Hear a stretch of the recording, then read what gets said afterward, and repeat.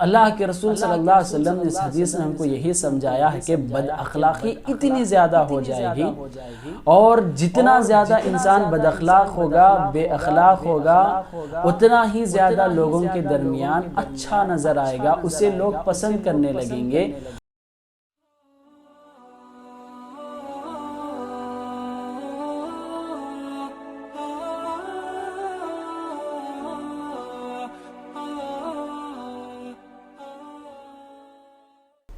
السلام علیکم ورحمۃ اللہ وبرکاتہ، الحمدللہ رب العالمین والصلاة والسلام علی رسولہ الکریم، اما بعد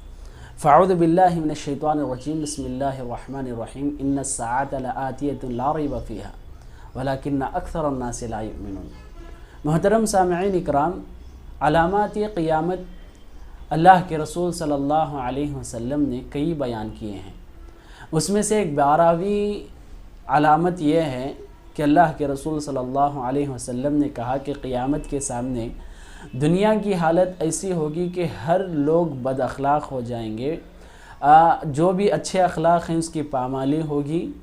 اخلاق کے دور دور تک بھی قدر نہیں ہوگی، اخلاق بہت گھٹ جائیں گے، انسان بہت زیادہ گھٹ جائے گا اور انسان کے اخلاق بگڑتے جائیں گے۔ جیسا کہ واضح بات ہے کہ قیامت کا مطلب یہ ہے کہ دنیا کا خاتمہ ہے، یہ دنیا کی انتہا ہے، اس کے بعد یہ دنیا ختم ہو جائے گی۔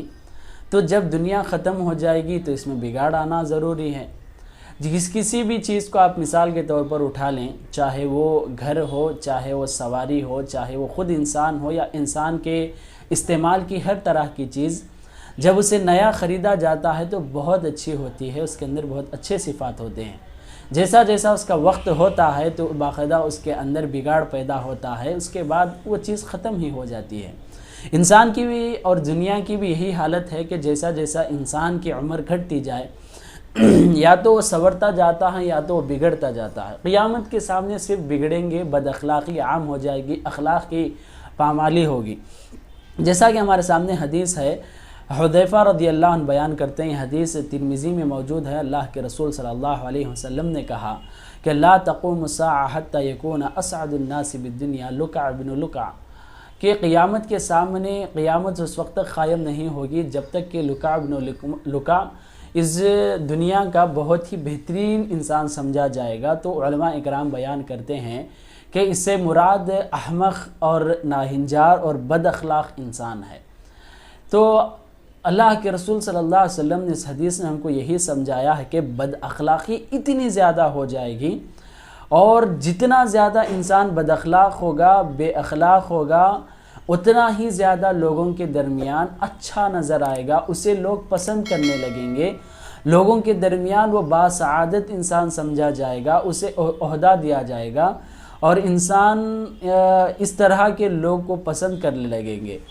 اس طرح بد اخلاقی اتنی زیادہ ہو جائے گی کہ لوگ بد اخلاق کو ہی پسند کریں گے، اچھے اخلاق سے وہ منہ موڑ لیں گے۔ اچھے اخلاق یہ دنیا میں بھی انسان کے لیے عزت کی بات ہے اور آخرت میں بھی انسان کے لیے عزت کی بات ہے۔ جو بد اخلاق ہیں وہ قیامت میں اور یہاں پر دونوں جگہ پر ذلت کی بات ہیں۔ اللہ کے رسول صلی اللہ علیہ وسلم نے ایک اور حدیث میں کہا ہے کہ ان ابغضکم علی و ابعدکم منی، کہ مجھ سے دور قیامت کے دن سب سے دور رکھا جانے والا شخص، اور جس پر میں بہت زیادہ غصے میں ہوں اور جس سے میں ناراض ہوں یوم القیامہ، اسوأکم اخلاقا، جس کے اخلاق برے ہوں۔ سوء الخلق، بد اخلاقی، اخلاق کی پامالی اور انسان نا اخلاق نا اہل ہو جانا،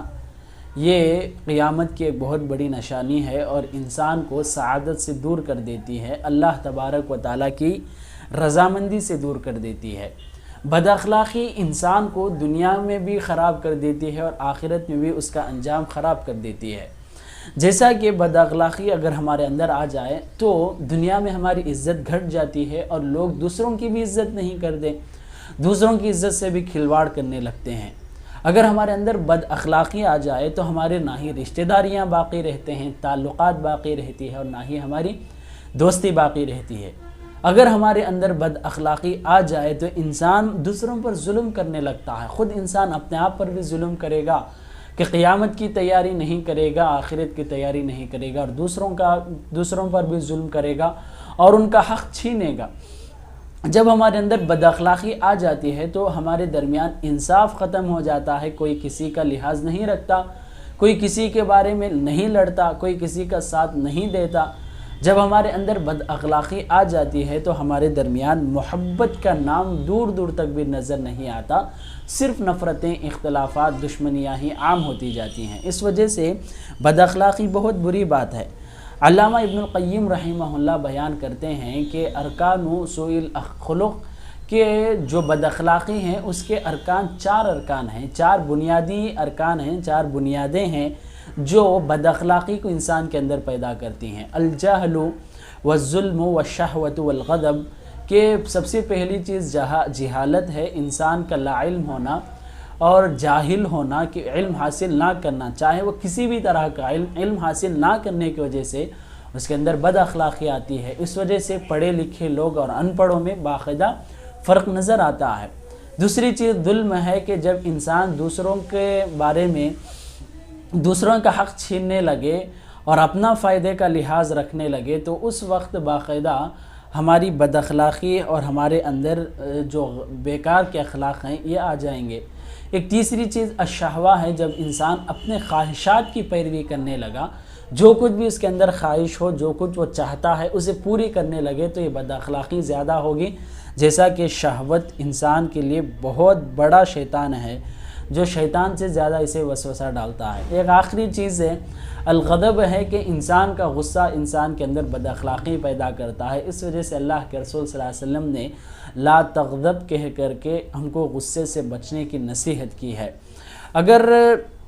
ہم بد اخلاقی سے نہیں بچیں گے تو ہمارا ماحول اور ہمارا معاشرہ بگڑتا جاتا ہے۔ اچھا، بد اخلاقی کس طرح انسان کے اندر پیدا ہوتی ہے؟ علماء اکرام نے باقاعدہ اس کے بھی اسباب بیان کیے ہیں۔ ایک پہلا سبب یہ بیان کیے ہیں کہ دوستی کی وجہ سے ہمارے اندر بد اخلاقی آتی ہے، کہ اس وجہ سے بہترین دوست کو چننا یہ ہماری زندگی کا ایک اہم حصہ ہے۔ تنہائی بھی باقاعدہ ہمارے اندر برے اخلاق کا سبب بن سکتی ہے، اس وجہ سے تنہا رہنے سے ہم بچنا چاہیے۔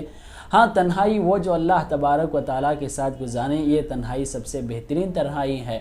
ورنہ تو انسان اپنے صرف موبائل کے ساتھ تنہا رہتا ہو اور صرف انسان الگ رہتا ہو، جیسا کہ اللہ کے رسول نے کہا کہ جب دو لوگ ہوتے ہیں تو تیسرا شیطان ہوتا ہے۔ اس وجہ سے اپنے آپ کو تنہائی سے زیادہ بچنے کی کوشش کرنا چاہیے۔ مالداری بھی اسی طرح کی ایک سبب ہے کہ جو انسان کے اندر بد اخلاقی پیدا کرتی ہے، کہ انسان جتنا پیسے والا ہوگا لوگوں پر اتنا ہی زیادہ برائی اور ظلم کرنے لگے گا۔ اور مالداری کے ساتھ مشکلات اور محتاجی بھی ایک سبب بیان کیے ہیں، کہ جیسا انسان کو مشکلات آتے ہیں وہ صبر کرنے کے بجائے اپنے اخلاق کو بگاڑ کر کے لوگوں کے ساتھ حق چھینے گا۔ اور اسی طرح علماء اکرام نے عمر کو بھی ایک سبب بیان کیا ہے، کہ جیسا انسان کی عمر بڑھتی جاتی ہے، اگر وہ اچھائی کی طرف اس کی تربیت ہو تو باقاعدہ وہ اچھا بنتا ہے، اگر اس کی برائی کی طرف تربیت ہو، یہی جوانی اور یہی بڑھاپا اور یہی تجربہ، یہی زندگی دوسروں کے لیے بہت بڑا نقصان دہ ثابت ہو سکتی ہے۔ اس طرح اللہ کے رسول صلی اللہ علیہ وسلم نے ایک 12ویں نشانی بد اخلاقی بیان کی ہے، تو اپنے آپ کے اخلاق حفاظت کریں، جو بھی اچھائی ہے اسے اپنائیں، جو بھی برائی ہے دور کریں، اپنے آپ کا محاسبہ زیادہ لیتے رہیں، جیسا کہ اللہ کے رسول صلی اللہ علیہ وسلم نے کہا کہ، اور صحابہ کرام کی حدیث ہے کہ حاسبوا قبل ان تحاسبوا، تو اپنا حساب لیں کہ جو بھی اچھے اخلاق ہیں وہ بھی لکھیں اور جو بھی برے اخلاق ہیں وہ بھی لکھیں، اور برے اخلاق کو ایک ایک کر کے اپنے آپ سے نکالنے، دھلنے اور دور کرنے کی کوشش کرتے رہیں۔ اللہ سے دعا ہے کہ اللہ تبارک و تعالی ہم سب کو اچھے اخلاق والا بننے کی توفیق دے، آمین۔ والسلام علیکم ورحمۃ اللہ وبرکاتہ۔